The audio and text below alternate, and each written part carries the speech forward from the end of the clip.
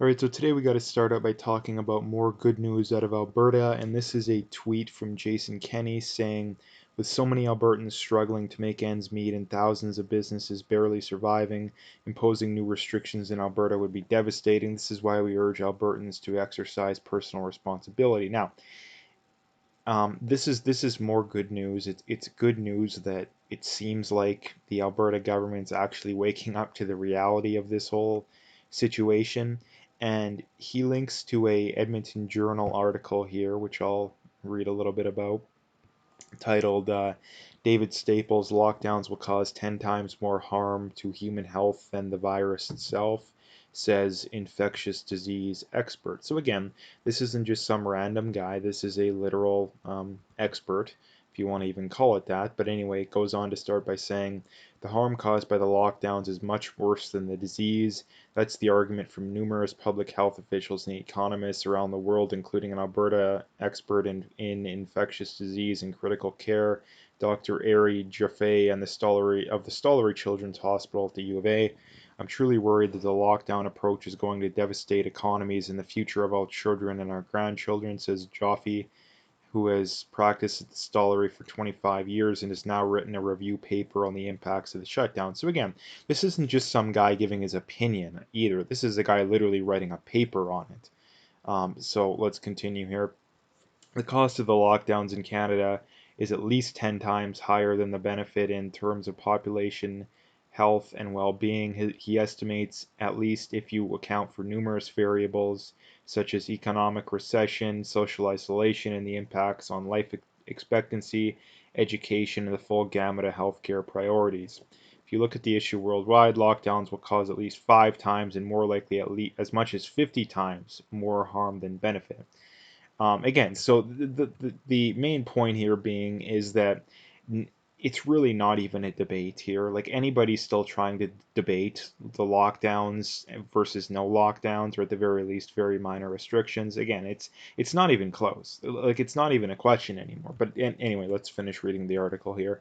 Many public health experts continue to implement mandatory lockdowns, as seen recently in Ontario and Quebec.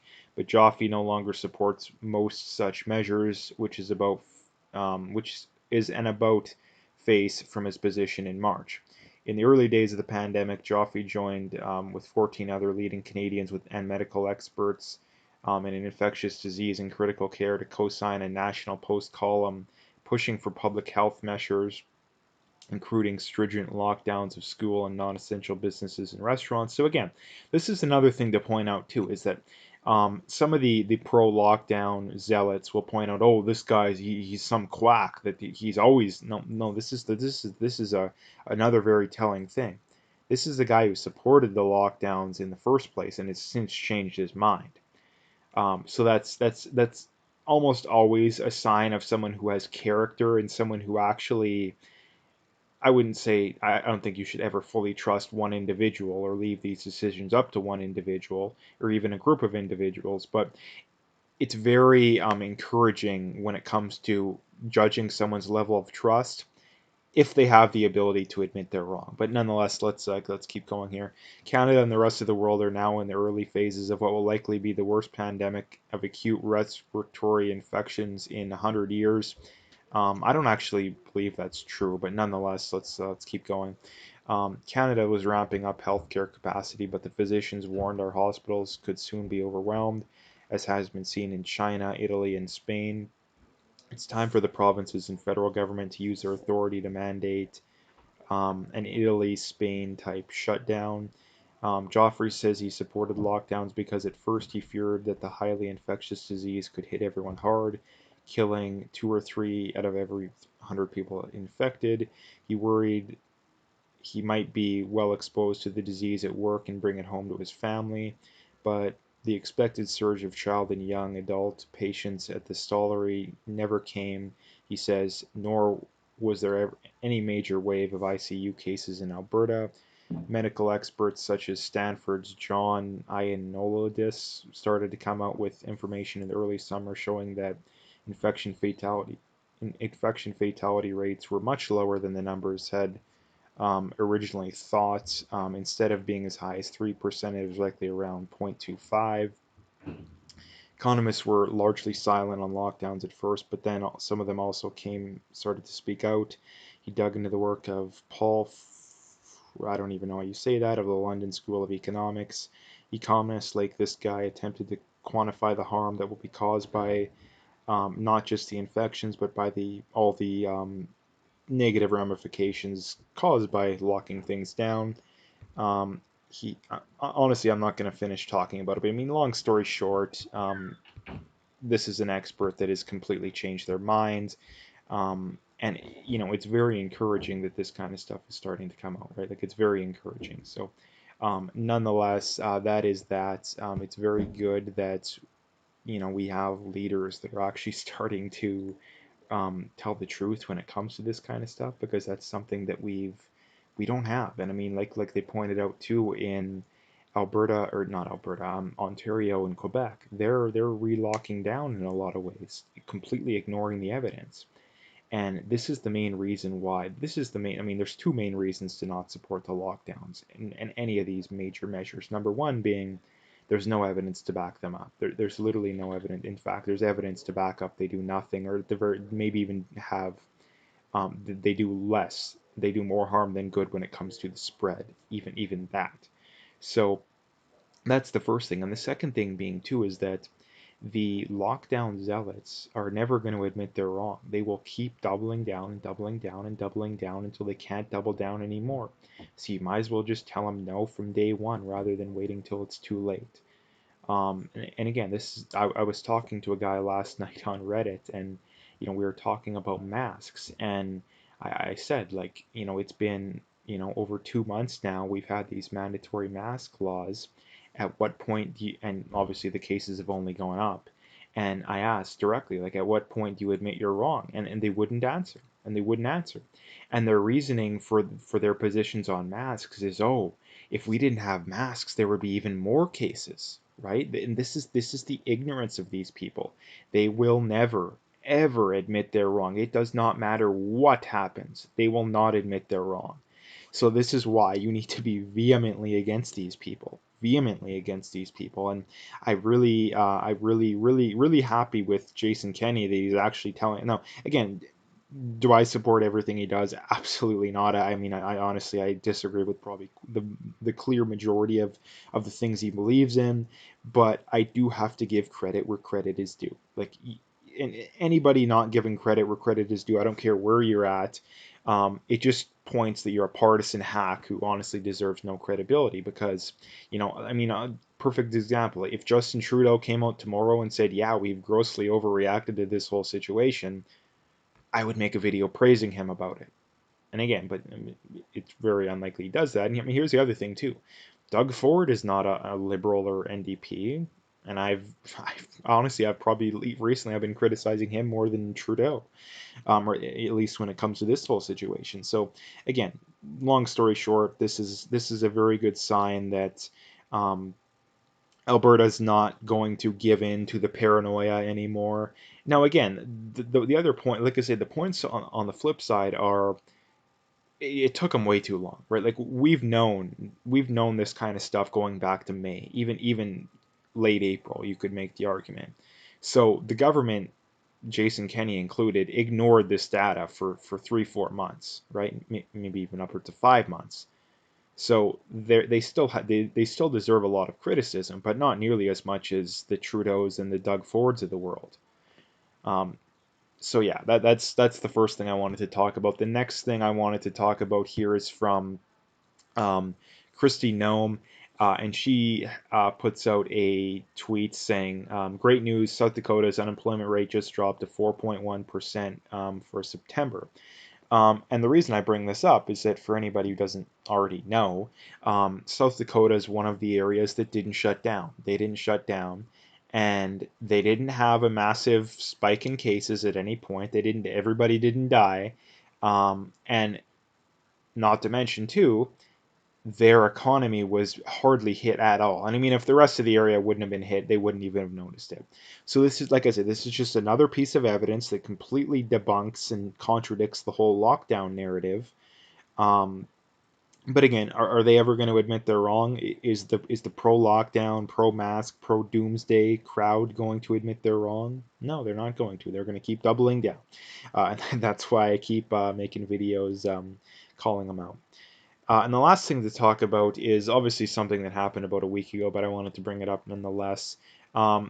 So the person, there was a teacher that was killed by a terrorist in France for showing, showing the whole Prophet Muhammad drawing thing. And the thing I wanted to bring up is that, at what point is, I mean, I've brought this up many times before, so it's not like, it's a new thing, but at what point do we question mass immigration as a society? Like, at what point? Like, at what point, right? Like, you know, it clearly hasn't worked out. I mean, you look at Sweden, you look at, Germany and France and England. Has it worked out? Like, it hasn't. And here's the thing, like, for all the people, I mean, there's probably like none of them watching, but for anyone out there who supports mass immigration, like, what would you need to see for think to admit you're wrong? And there's been many, I don't, people that have made, that have really dug deep into these issues, and they've found that mass immigration doesn't benefit anyone. It literally doesn't benefit anyone. It hurts the existing populace for more reasons than I can name off the top of my head. But I mean, the main one being I mean, immigrants from the third world are a net drain on society. That doesn't mean some random individual is. It just means the majority, and it is a pretty clear majority too, are people that are going to take more out of the system than they put in, which is only going to hurt the existing population because either their taxes are going to have to be raised to pay for to offset the difference, or the government's just going to have to run a larger deficit, which is just going to devalue the currency, which is going to hurt the existing population. So it doesn't benefit, and not to mention too, mass immigration, it drives down wages. It just leads to a lot of stagnation. And not to mention, too, it helps the big corporations. Again, the left loves to rail against the big corporations exploiting people, but yet they're perfectly fine with the big corporations exploiting the poor people, at least when it comes to this, right? And the reason that they don't care about it is, number one, the leftist position on immigration is driven entirely by emotion and votes, right? They love mass immigration because they're driven by emotion, and they're also driven by the fact that they overwhelmingly vote for the left. So yeah, that and when it come and yeah, that when it comes to the immigrants themselves, it doesn't benefit them either, in that we don't have unlimited resources. This is a common fallacy that the left believes, is that we have unlimited resources. We can give away unlimited healthcare, we can give away unlimited housing, unlimited food, unlimited everything. This is what the left believes. Now again, they won't directly say it, but to have the positions they have, they must believe in infinite resources, right? Because if there was no such thing as infinite resources, their positions would be completely wrong by definition. Um, because again, if you believe in unlimited immigration, that must mean that we have unlimited resources to prop up said immigration, right? So that's the thing. But again, it doesn't benefit the immigrants themselves, because the immigrants come here and just live in poverty, at least on average, right? I mean, poverty here is better than poverty there, but it still doesn't benefit them in the long run. And not to mention too, there's the fact that you're going to a completely new society, you don't really fit in, which causes even more and more problems, in and of itself, right? In that, um, one of the fundamental things that creates a successful society is trust and a common set of goals, right? That if you've ever been to a third world country, one of the biggest things that you notice is that the levels of trust between people is very low compared to the first world, right? The levels of trust are very low. And that, I mean, I can give people a good example. Like, if you've ever, I mean, I've been to a few of these, and one of the things that you see is, I mean, these countries specifically, and that if you go to a store, if you go to a bank, if you go to a gas station, um, a lot of these stores, number one, they don't even let you in, right? Like, you go to the store, you tell them what they want, you pay for it, and you go. And not to mention, you go to one of these stores, or a gas station, well, they have someone out front with a gun, and they patrol the area, and keep it from being robbed. Why is that? It's because they people don't trust each other. When it comes to the first world, that doesn't exist nearly. I mean, you have guards in front, maybe in banks and stuff where there's very high value assets, but the trust is still a lot higher. I mean, you can walk into a Walmart and not have a guy with a gun out front. You can walk into a McDonald's and there isn't a guy with a gun out front. But if you look in a lot of these third world countries, that's the case. So, and you can fill up with gas and there isn't a guy with a gun. Um, so again, that's one of the main difference, and this is the problem when it comes to mass immigration, is that the more mass immigration that you bring in, the less trust there's going to be amongst society. So yeah, that's one of the main things. But again, I don't want it to get into too much of an issue when it comes to this. But anyway, that's what I wanted to bring up today. If you liked the video, make sure you hit that like and subscribe if you haven't already. Make sure you follow me on Twitter, especially if you haven't done that already. Make sure you follow me on BitChute, on Parler.